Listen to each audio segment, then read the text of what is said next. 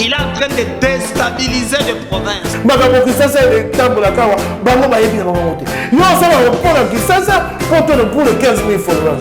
Le président Félix Antoine Tshisekedi a repris le projet de valider cette stratégie nationale.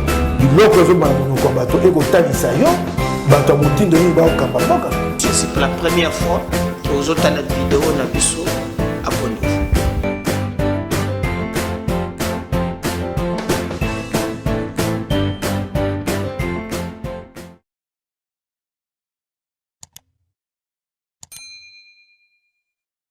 Vous avez présenté 300 candidatures. Nous avons 500 sièges à l'Assemblée nationale. Si vous devez présenter des sièges, donc des candidats pour chaque siège, donc votre liste devra comprendre 500. Et on paye. Ce sont des milliers de francs, plusieurs dizaines de milliers de dollars qu'ils sont payés.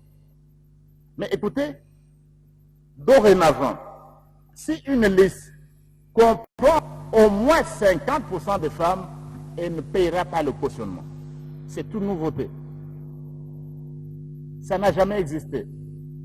Et cela traduit en fait la volonté de l'Assemblée nationale, la volonté des députés nationaux et au sommet, la volonté du président de la République pour que nous allions plus loin dans le sens de la représentation de la femme et que nous puissions faire tout ce qui est possible pour que la femme participe activement à la gestion de la chose publique dans notre pays. Évidemment, les discussions ont eu lieu pendant la plénière.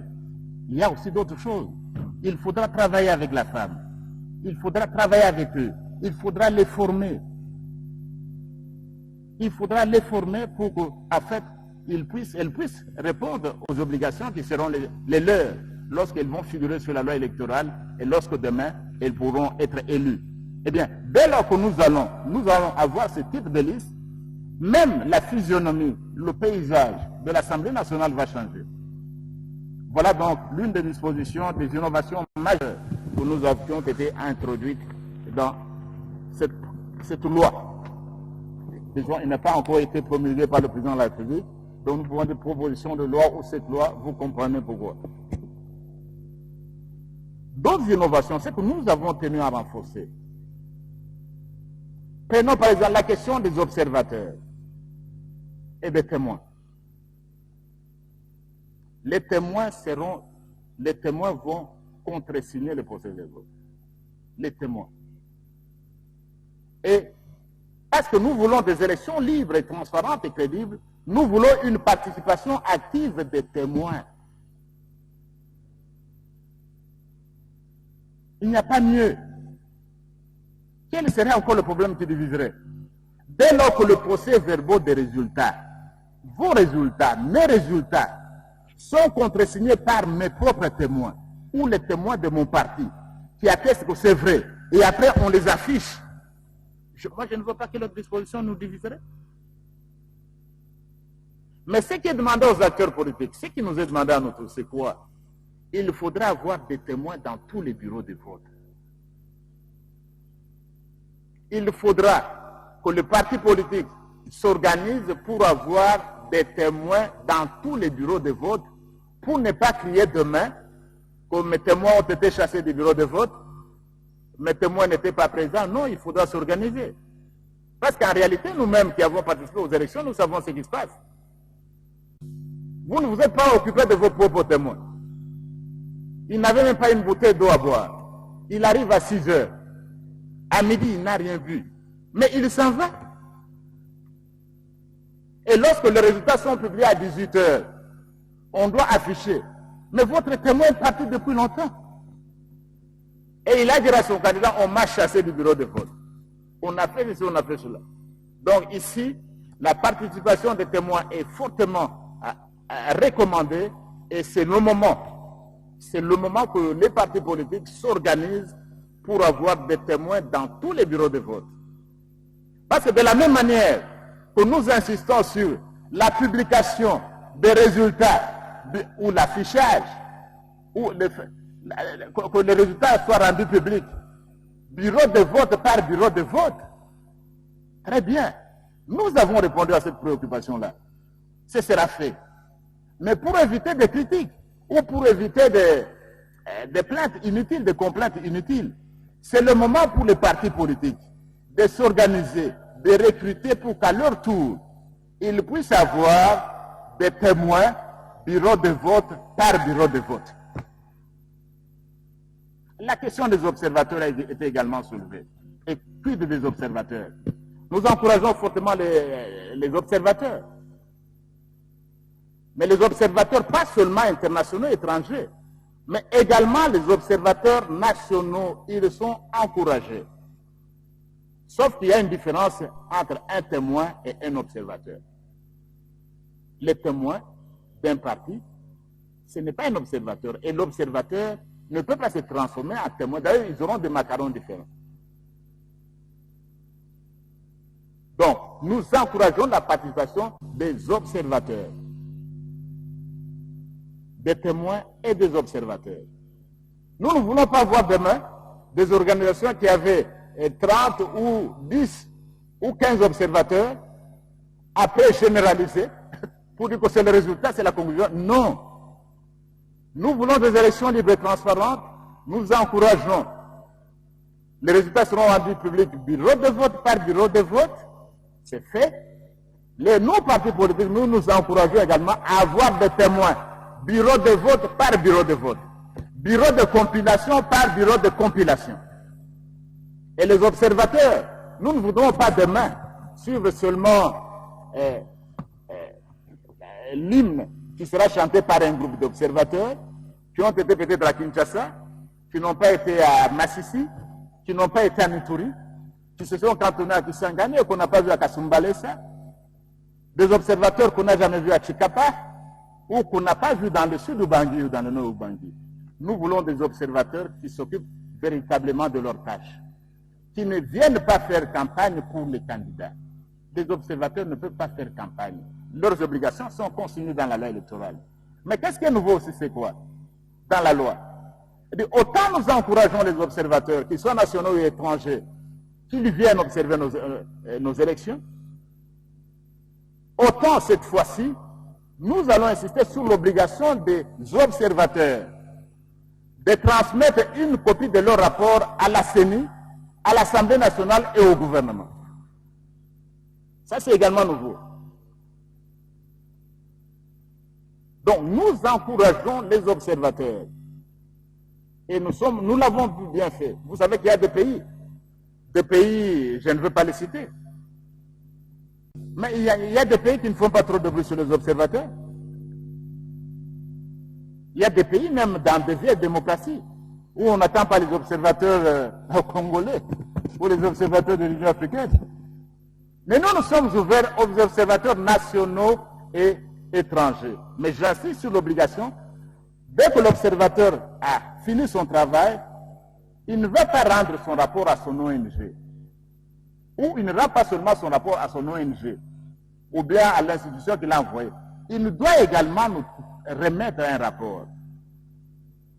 On n'a que faire de ces observateurs qui, après avoir observé les observations, on les suivra sur la radio France Internationale, BBC Afrique, TV5 Monde, La Voix de l'Amérique, alors qu'on n'a pas vu le rapport dans le pays. Donc, nous les encourageons cette fois-ci à transmettre une copie du rapport à l'Assemblée nationale, à la CENI. Pourquoi? Parce que ces rapports vont nous permettre d'améliorer. Et vous savez, la démocratie, aucune démocratie ne s'est bâtie en un jour. C'est toujours un pas. Ce sont des avancées. Qu'il s'agisse des États-Unis d'Amérique, vous savez d'où on vient. Qu'il s'agisse de la France, qu'il s'agisse de la Belgique, qu'il s'agisse de l'Allemagne, de l'Espagne, de tous ces pays. Donc, la démocratie ne s'est pas bâtie en un jour. Même la question féminine dont je parlais tout à l'heure, de la représentation de la femme. Mais ce n'est pas parti en un jour.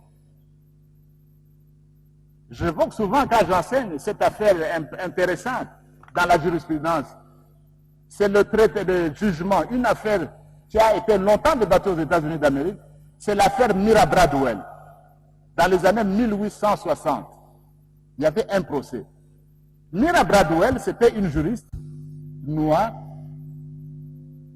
Et cette femme avait demandé, après avoir fini ses études d'avocat, elle a demandé d'être admise au barreau, de devenir avocate. Aux États-Unis d'Amérique, nous sommes en 1860, dans cette décennie-là. On refuse qu'elle soit admise comme avocat. Cette femme va à la Cour suprême des États-Unis. Elle dit, mais moi j'ai fini, j'ai une licence en droit, j'ai rempli les conditions, je dois être admise comme avocat. L'affaire Myra Bradwell, la Cour suprême des États-Unis avait décidé à l'époque que la sensibilité d'une femme ne lui permet pas d'être avocate. Et nous sommes aux États-Unis d'Amérique. C'est tout simplement vous dire que cette question même de la représentation féminine, comme je viens de vous le dire pour la parité, nous sommes en train de progresser. Nous sommes en train d'avancer. Donc, la question des observateurs, elle rentre également dans les innovations. Dans les innovations, il y a également cette question d'affichage, de publication, bureau de vote par bureau de vote, que vous pouvez voir même sur Internet, ce qu'on n'avait pas vu dans le passé. Dans les innovations, il y a cette obligation, par exemple, pendant que la CENI a les plis, les PV, les mêmes plis se trouvent déjà à la cour d'appel. Avant même tout traitement du contentieux, avant même qu'il y ait des réclamations, des recours, la CENI a des PV, les mêmes PV se trouvent déjà à la cour constitutionnelle, à la cour administrative d'appel et dans d'autres juridictions.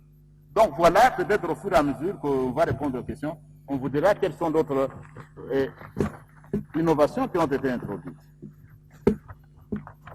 La troisième question, celle de Robert.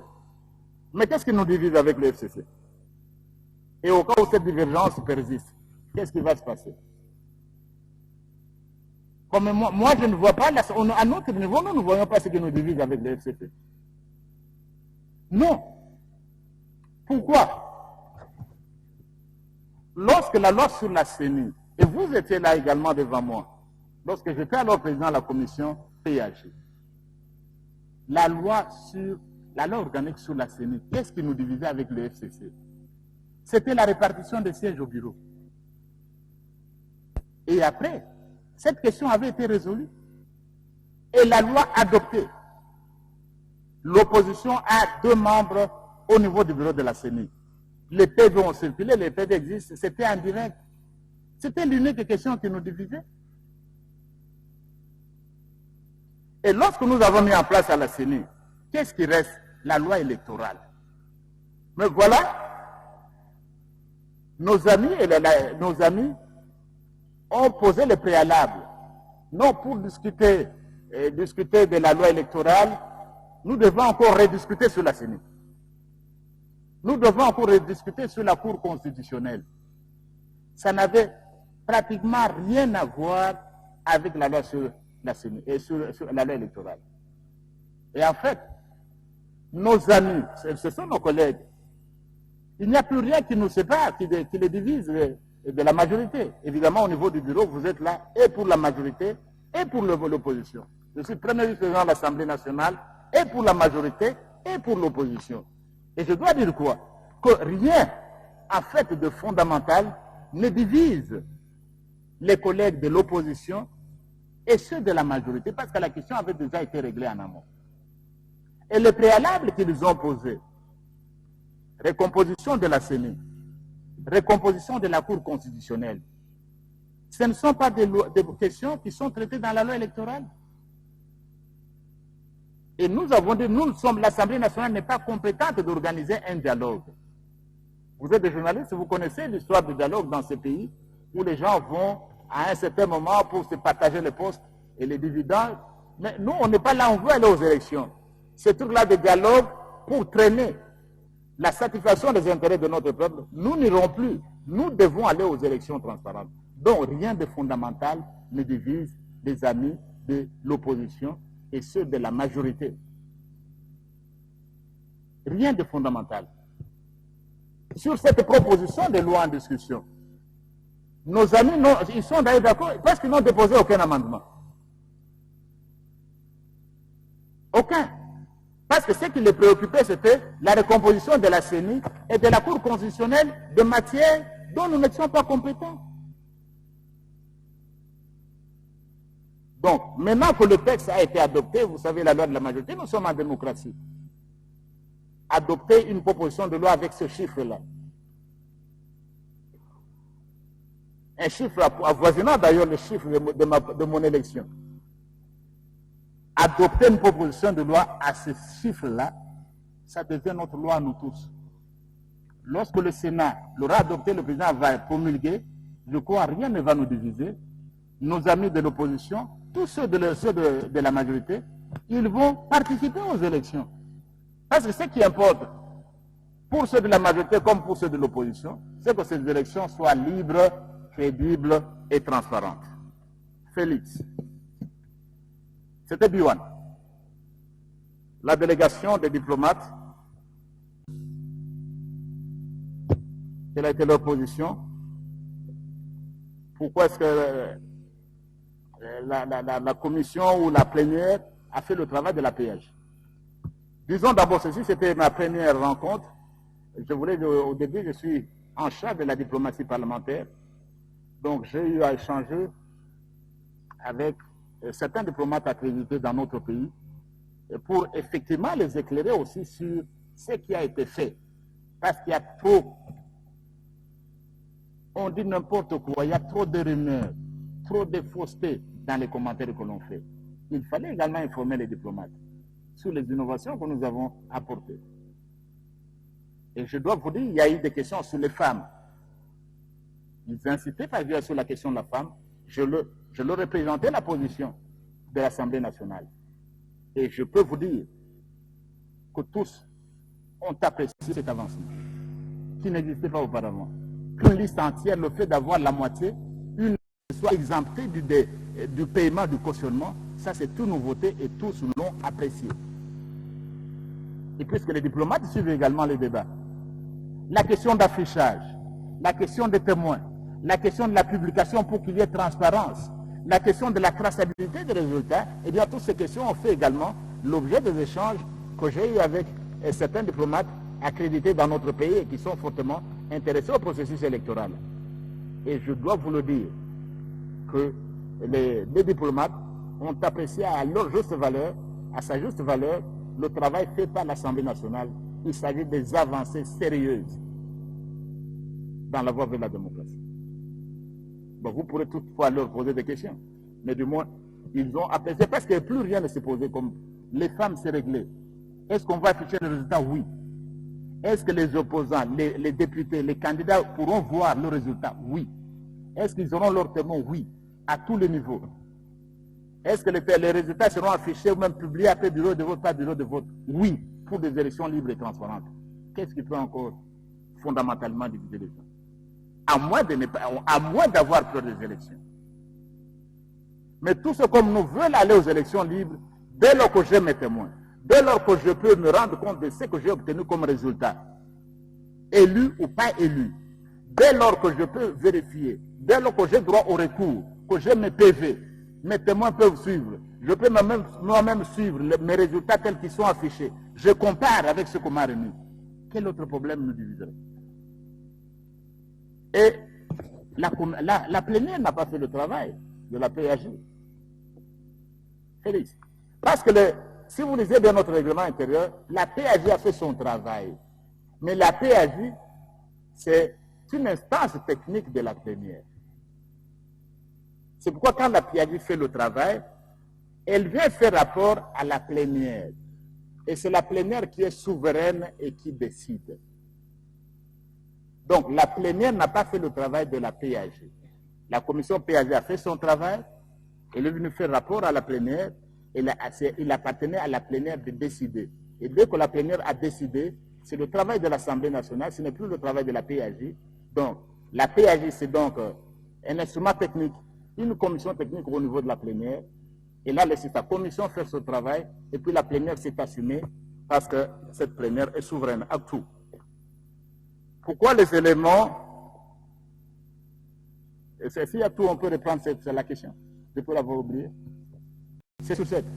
Quelle était la question, si vous pouvez me la répondre?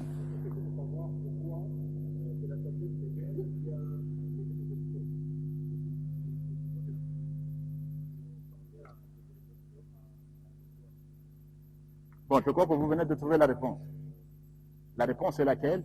La commission PAG, c'est un instrument technique au service de la plénière. C'est la plénière qui est souveraine. Et il n'y a aucune disposition ni du règlement intérieur, ni de la Constitution, ni d'aucune loi qui dit que c'est la commission qui doit lever les choses. Donc voilà ma réponse à cette question-là, elle est aussi brève. Donc les options ont été levées par l'Assemblée, la plénière. Merci. On prend une série de 3 questions. Je commence avec Franck. Franck Wassanga, Infopis. Honorable vice-premier président de l'Assemblée nationale, vous venez de dire que la proposition de loi électorale vient de l'Union sacrée. Je voulais savoir pourquoi le cas Katumbi, qui vient de l'Union sacrée, continue à contester la manière dont cette proposition de loi a été adoptée. Merci.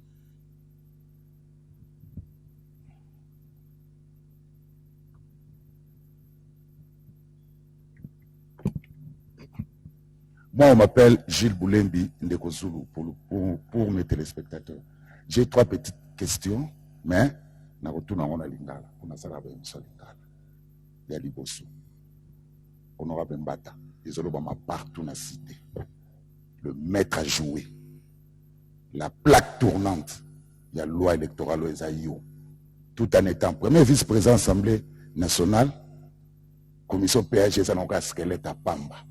Yonde Benzema, il y a Real de Madrid, Olobinin, il y a Mibale. Est-ce qu'avec cette loi électorale contestée par l'opposition, Prof Mbata, est-ce que tu reçois une élection libre, démocratique et transparente? Pour Fayoula Boy, Moïse Aboy, Matata Boy, Kabila Boy, Mousito Boy, est-ce que tu reçois une élection libre, démocratique et transparente? Pour Nancy Lissa. Bambeba o ezalaki une élection en 2018 avec le kama seuil. En 2006, biso to monaka élection seuil ezalaki te. Soza indépendant au Tchelibaya, nde bakino balobaka ozui oleki. Boyeli biso na 2018 seuil. Je connais un candidat na Bumbu qui a eu 14 000 voix en 2018, mais à l'écate pour un problème à seuil. To kanisa ki lokola ba prof Mbata baye. Boye pour na ko corriger bokolongola biso seuil wana. Bozong se biso ba français milai. 60% proportionnel. Maman a été kakangou bana wenzamola a dit 60% proportionnel. Expliquez bisoli kama seuil et zandengeni. Voilà, pour ne pas oublier, est-ce qu'on peut répondre à 2? Alors? Oui, 3 comprennent 3. Ok, c'est Liévin de Zolo d'électionnet.com. Monsieur le premier vice-président, comme l'a dit mon frère, vous avez dit cette loi vient de vous, de l'Union sacrée. Ne pensez-vous pas qu'elle va causer des problèmes à l'approche des élections quand on sait que les personnes qui ont été frappées par la justice suite à la corruption sont inéligibles par rapport à cette nouvelle loi? Là, je prends le cas de M. Jean-Pierre Bemba suite à la subornation des témoins. Ça se dit aussi que vous avez barré la route à Jean-Pierre Bemba, qui est votre partenaire de taille. Que pensez-vous à propos?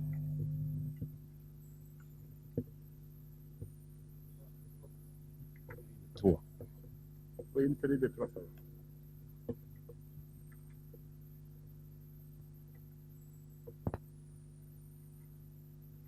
Voilà. Merci pour ces questions-là.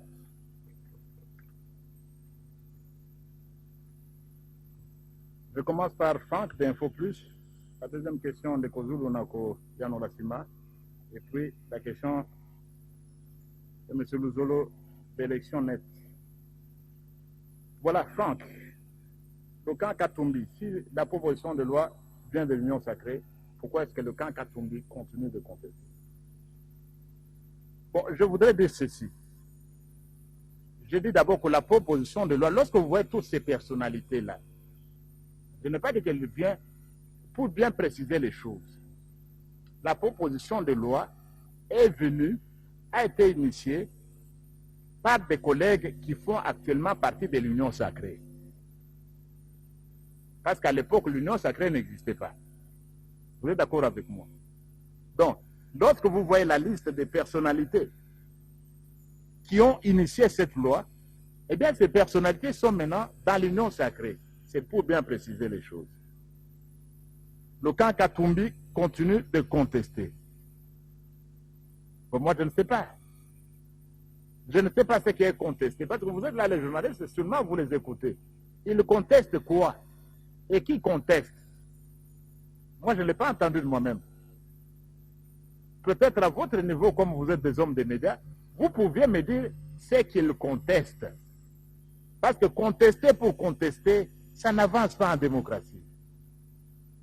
Même dans les vieilles démocraties, les partis politiques ne sont pas des machines à contester ou à contestation. Qu'est-ce que ces collègues-là contestent? Il ne suffit pas de contester pour contester. Je crois que nous partageons avec tous la forme de détermination qu'il nous faut des élections libres, crédibles, transparentes. Eh bien, les dispositions que je venais de vous lire, mais c'est pour que ces élections soient libres, crédibles et transparentes. Vous voulez me dire que nos amis contestent que les élections soient crédibles? Parce que nous avons mis des dispositions, adopté des dispositions pour la crédibilité, pour la transparence. Vous voulez dire que ce camp-là est contre la transparence? Je ne pense pas. Ils sont contre la crédibilité? Je ne pense pas. Ils contestent quoi? Nous voulons aller aux élections. Et cette loi nous permet d'aller aux élections libres, transparentes et crédibles. Une personne qui n'a pas peur des élections, qui veut des élections libres, il va aller aux élections. Dès lors que le résultat qu'il aura obtenu, il va les accepter. Disons une chose. Les élections paisibles. Les élections crédibles ne sont pas toujours paisibles. Nous voulons des élections d'abord, comme le veut la Constitution, libres, crédibles, transparentes et dans les délais. Mais vous comprenez avec moi que les perdants vont toujours contester les élections. Et ceux qui ne veulent pas aller aux élections, ceux qui veulent le dialogue, ceux qui veulent le partage de pouvoir en dehors des élections, en dehors de la volonté des élections, ils vont toujours les contester. Ça, c'est tout à fait normal. Mais ici, moi, je ne vois pas, j'aurais voulu que vous puissiez nous dire, ils contestent quoi? Il ne faut pas contester pour contester. Il ne faut pas appeler les gens à descendre dans la rue. Nous avons le respect de notre peuple et de notre compatriote. Nous sommes le fruit du peuple souverain comme représentants du peuple. Mais ces hommes, ces femmes, ces jeunes qui nous ont élus, ou ces personnes handicapées qui nous ont élus, mais ils ne sont pas nos domestiques que vous allez faire descendre dans la rue chaque fois que vous avez la chance d'avoir un micro. Non. Nous devons respecter le peuple souverain qui veut les élections libres, crédibles et transparentes dans les délais constitutionnels. Et notre peuple n'est pas libre. Donc moi, je ne vois pas ce qui est contesté. D'ailleurs, je n'ai pas entendu quelqu'un de ce camp-là dire qu'il conteste. Et même alors, s'il y a quelqu'un qui a contesté, quels sont les points, même s'il ne peut pas être ici, dites-moi le point sur lequel il conteste cette loi. Voilà. Je réponds d'abord à la question de Luzolo, je reviendrai en Ndekozulu après. Élection nette. Bon, la question de notre ami, il semble que nous avons exclu Jean-Pierre Bemba parce qu'il a été condamné, il ne pourra pas participer aux élections. Disons d'abord une chose. En droit, ou du moins, lorsqu'on enseigne aux étudiants et à d'autres, on parle du droit constitutionnel. On ne peut pas faire une loi en regardant le costume des individus. Une loi ne peut pas être personnelle. Une loi doit être générale et abstraite. Non. L'Assemblée nationale ne peut pas adopter, évidemment, on l'a vu dans le passé, sous le régime précédent, dans cet hémicycle. Mais on votait des lois en regardant au chapeau, au manteau ou à la chevelure d'un individu. Non. Une loi doit être générale et abstraite. Elle ne peut pas être calquée sur la personne qui est leader de l'opposition Même pas le président de la République. Parce que dans un état de droit, tout le monde va être soumis à la loi. Ça, c'est la première observation. Revenons maintenant, lorsque nous allons dans une loi générale et abstraite. Et d'ailleurs, il n'y a pas que la personnalité que vous avez citée qui a été condamnée. Il y a plusieurs autres personnes qui ont été condamnées dans ce pays. Eh bien, ici, nous sommes pratiquement allés dans le sens de G13.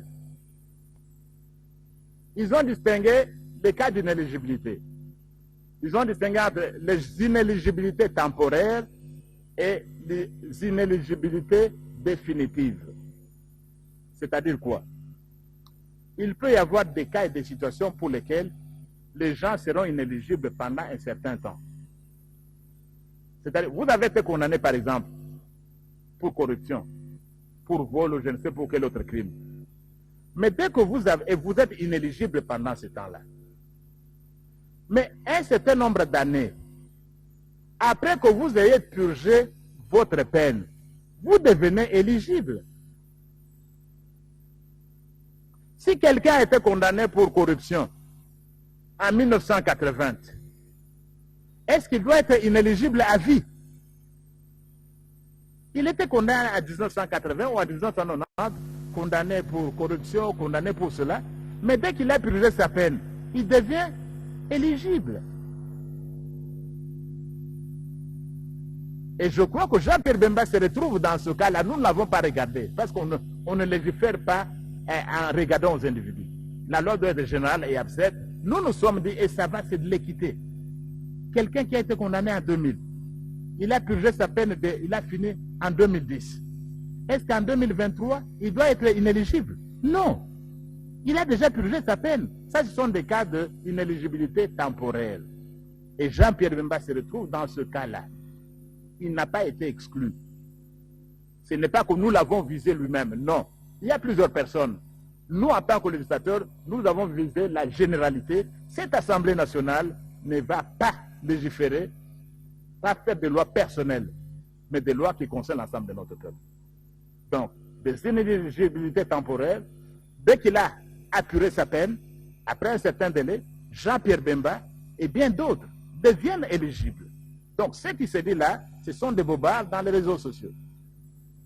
Oh, par contre, qui sont inéligibles à vie? Il y a des personnes qui deviennent, qui sont frappées par les inéligibilités définitives. Ce sont les personnes qui ont commis des crimes les plus graves en droit international.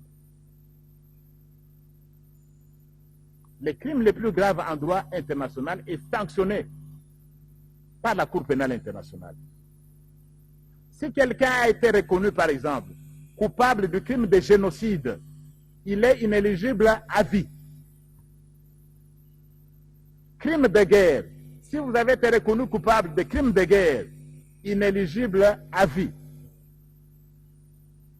Crime contre l'humanité, vous êtes inéligible à vie. Donc on a tenu à distinguer les inéligibilités temporaires des inéligibilités définitives. Et Dieu merci pour Jean-Pierre Bemba et d'autres compatriotes, ils pourront bénéficier de ce nouveau système. Et je crois donc que c'est faux de dire que Jean-Pierre Bemba a été exclu. Et même s'il en bénéficie, on ne l'a pas fait en le regardant, on ne l'a pas fait parce que c'est notre allié. Tous ceux qui se retrouvaient dans ce cas-là, s'ils ont apuré leur peine, eh bien, ils deviennent éligibles.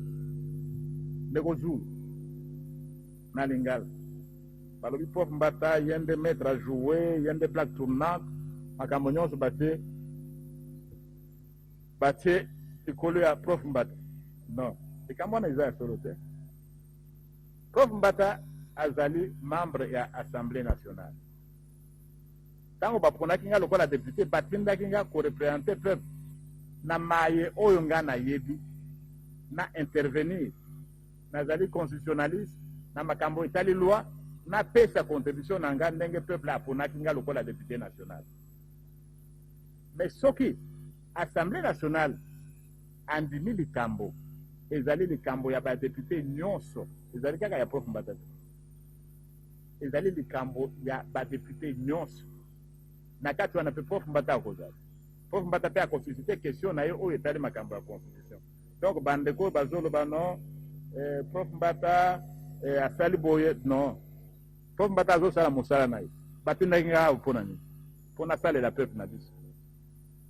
Na mayele moke naza na kelasi, na expérience, natia yango na disposition na peuple. Ezali nga moko te, badepute mingi bazali mpe bazali kocontribuer. Mais c'est quand même une bonne chose, bayebi que Prof Mbata azalaka na Assemblée nationale. Oyo lobi, mais qu'est-ce qui fait qu'avec élection ekozala libre, transparente, ndenge nini soki bandeko mosusu ekozala démocratique ndenge nini soki bandeko mosusu baboyi? Nalobi boye, démocratie, élection démocratique ezali likambo moko na paisible te. Élection oyo ezali makambo etali peuple na biso nyonso. Peuple nde akopona. Ezali makambo individu te, tosi tolongwa système wana. Peuple akokende liboso. Toyebi na mboka oyo. Mais na 2006, parti oyo nga nazali na uti. Mais il ne peut s'attendre. Mais après, il faut s'incliner à la volonté du peuple. Donc, il ne faut pas, biso ba politicien, ou le bangaï nazali peuple. Non. Le peuple Mbata n'est pas le peuple. Son Excellence Félix Tshisekedi n'est pas le peuple. Le Premier ministre n'est pas le peuple. Le peuple congolais souverain de toujours à la bateau, c'est ça le peuple. Les politiciens, tout est capé le fond, non? Yo toko le lobby le peuple, est-ce que yo zali peuple? Il faut tout quitter quand même, non? Tout a une humilité, n'engue ba lobby na français.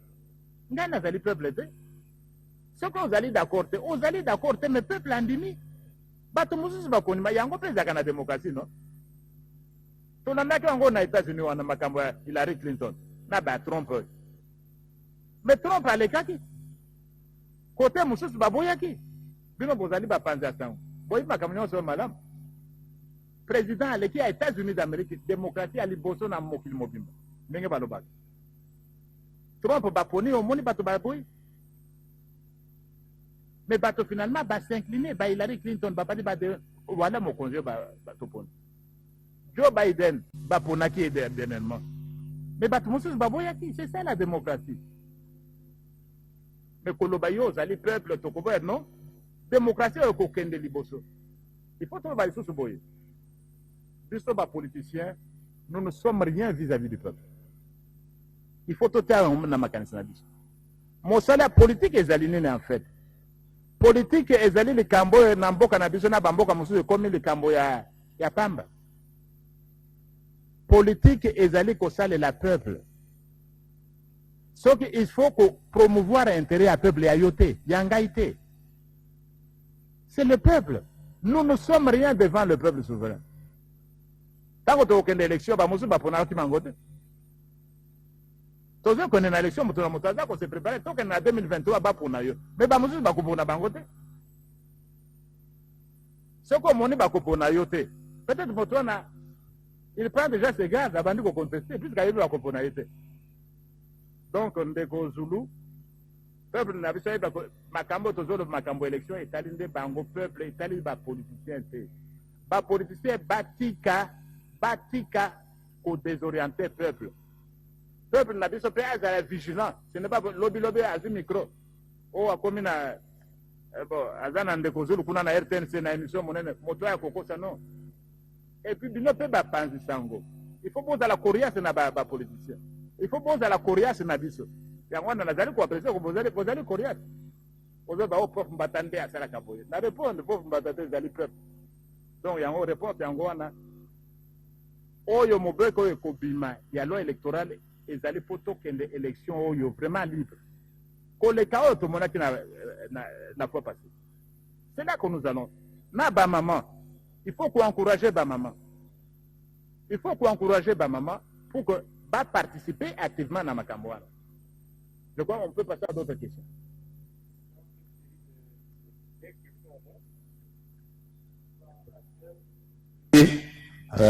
Patrice Bot.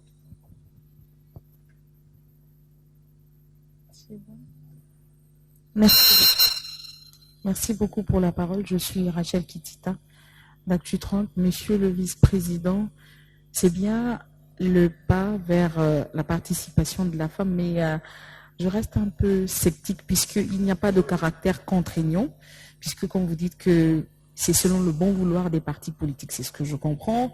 Pour faire une liste zébrée, 50%, il n'y a pas d'équation, mais ça aussi, ce n'est pas un caractère très contraignant. Est-ce qu'il n'y avait pas possibilité de dire autre chose qui soit assez contraignant pour que les partis politiques présentent des listes zébrées pour des élections à la Commission électorale nationale indépendante? Il y a encore une autre question des suppléants, puisque les suppléants maintenant, comme toujours, les femmes, les enfants, etc., des chefs des partis politiques. Et là aussi, ça pose problème puisqu'on ne sort pas de l'auberge. Comme on dit que les partis politiques sont les affaires des présidents de partis politiques et ça devient des affaires des familles. Alors, est-ce qu'au niveau de l'Assemblée nationale, vous n'avez pas pensé à contraindre également les dirigeants, les responsables des partis politiques pour que des suppléants ne soient pas forcément des membres des familles, puisque quand vous laissez le libre choix, on sait que parfois on va toujours dans les excès. Voilà.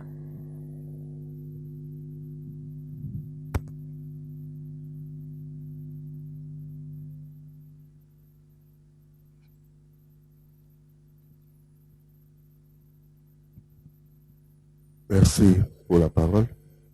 Monsieur Patrice Boto, le journal. Prof Mbata. Par rapport aux élections, le peuple congolais dont vous vantez est fatigué parce que ils sont déçus. La CENI ne parvient pas à donner le résultat pour moi. Il y a toujours des tricheries. Êtes-vous sûr que cette fois-ci, ça sera la meilleure?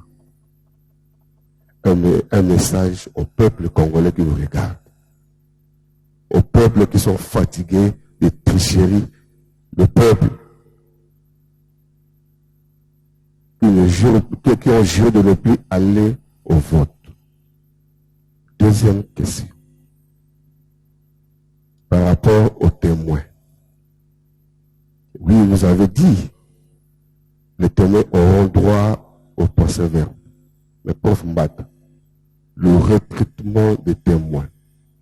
Nous avons vu aux élections de 2011, on est allé chercher 4000 personnes chez Blanchard, la Kwango, pour venir voter à Kimpantek. 2018, nous avons vu des gens quitter la Tchango, venir être des témoins à Fona ou à Lukunga. Que prévoit la nouvelle loi sous examen par rapport au recrutement des témoins? La dernière question pour Mbata. Regardez la caméra. Dites-nous la vérité. Par rapport à la nouvelle loi sous examen, la Constitution dit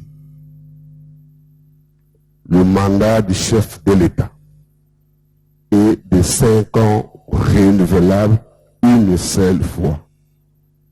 Avec la nouvelle loi dont vous êtes le Benzema, est-ce que M. Kabila sera candidat?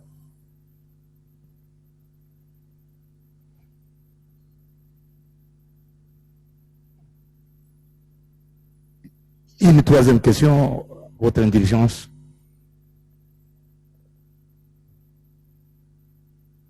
Merci. Monsieur le Premier vice-président de l'Assemblée nationale, je reviens sur la question du seuil de recevabilité. Je suis Madame Julie Melia Malundama de Univers Groupe Télévision. Vous avez déjà parlé de ce seuil de recevabilité, mais je suis en cette manche qui consiste la recevabilité ou l'irrécevabilité de la liste qui contient un candidat inéligible. Plusieurs, dans l'opinion comme dans cet hémicycle, n'ont pas voulu de cet aspect de choses parce que la vie, elle est dynamique, elle est changeante. Un candidat peut peut-être avoir un problème en justice ou soit en gestation pour finir en justice. Alors dès lors qu'il est candidat, il est inscrit sur une liste d'un parti politique ou d'un regroupement, et à la veille des élections, alors que les listes avaient déjà été envoyées, il se voit dans une affaire où on tranche qu'il est coupable des faits qui sont reprochés, clairement, qui fait voir qu'il ne pouvait pas être candidat. Et c'est tout un parti politique ou un regroupement qui ne va pas concourir aux élections. N'est-ce pas là un aspect qui va créer beaucoup de problèmes? Pourquoi ne pas annuler simplement la candidature de la personne inéligible? Merci. Voilà, merci beaucoup. D'abord sur le seuil. Nazon Elande Kozou. Otunaki, les Camboya seuil. Olobaki tokenaki na 2006, seuil ezalaki te, élection ezalaki kitoko. Mexico botier seuil pour renforcer seuil il y a recevabilité à liste 60%. Et puis nous ce que il y a répartition. Est-ce que moyen ezalaki te kolongola seuil? Nazo lobaboy.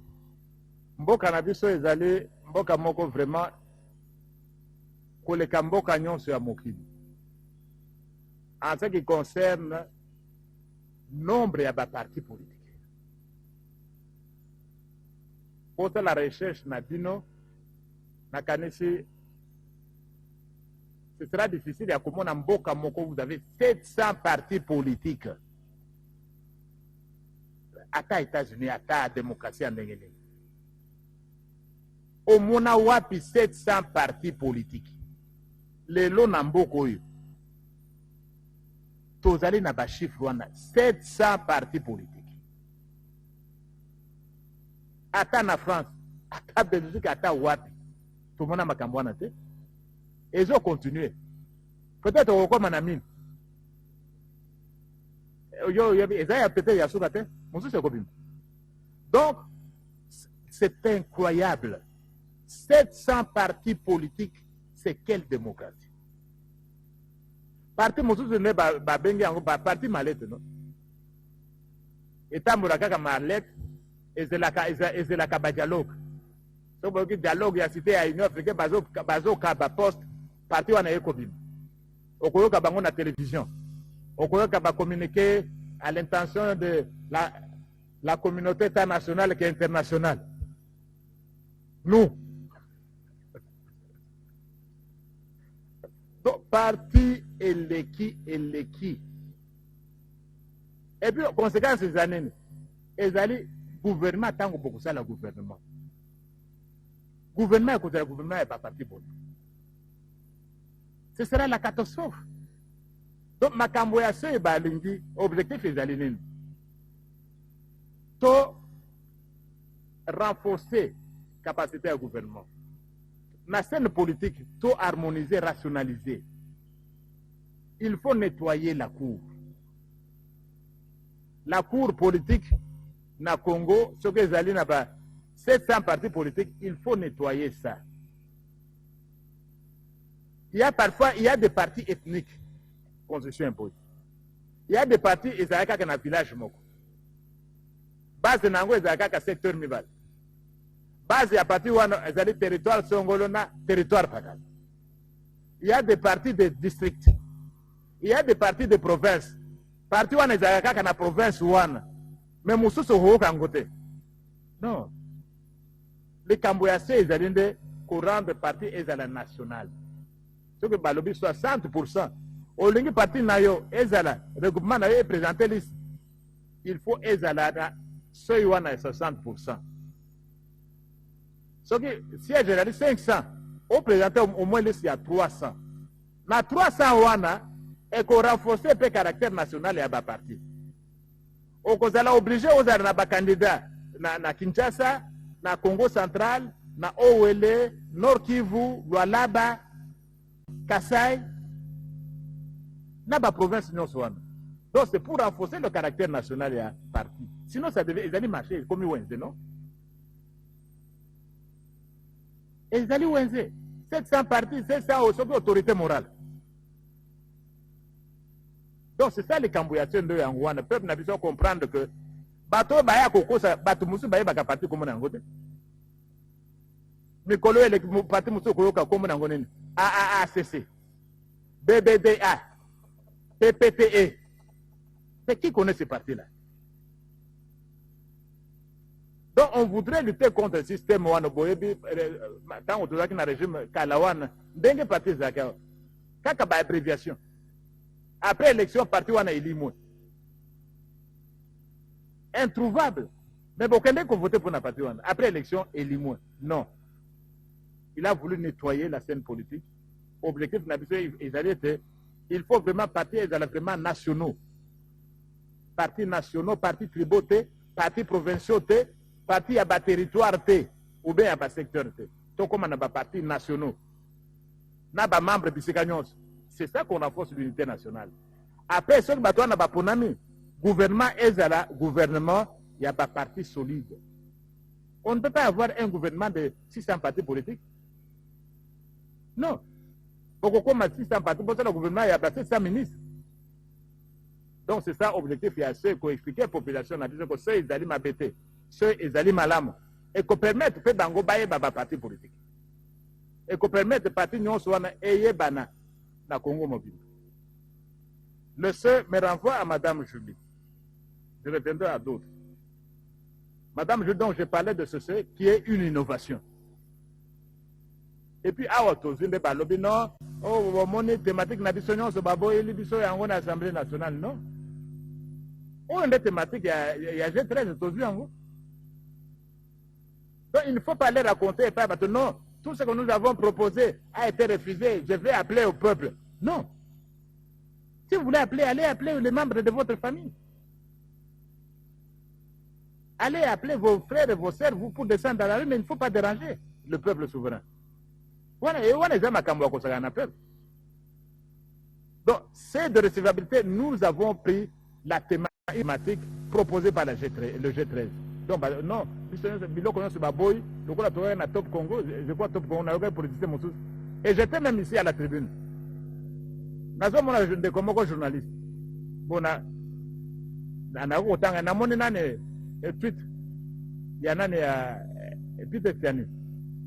l'Assemblée nationale vient de rejeter la publication ou qu'on rende public les résultats bureau de vote par bureau de vote. Je réponds, j'étais à la tribune là-bas, j'ai dit, Peter, vérifiez un peu l'information. Je suis en ce moment à la tribune. Donc, ce que vous allez faire, vous me voyez même au téléphone.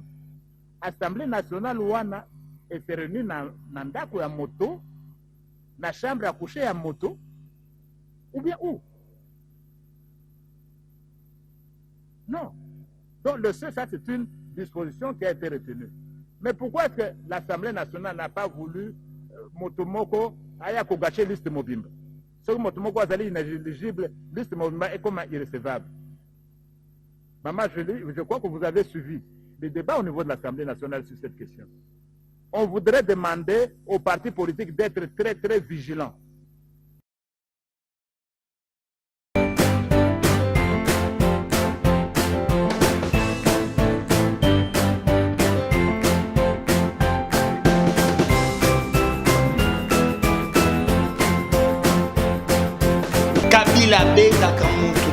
Il est en train de déstabiliser les provinces.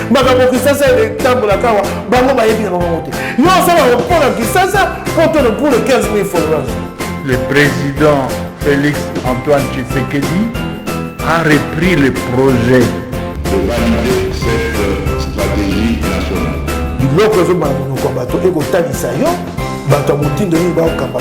C'est pour la première fois que vous avez une vidéo